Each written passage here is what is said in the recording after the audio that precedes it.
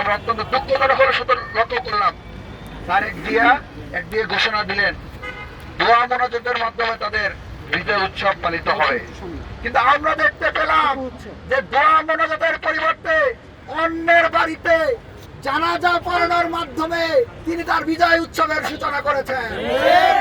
তার বিজয় উৎসবের সূচনা করেছেন মানুষের বাড়িঘর ভাঙচুর করার মাধ্যমে।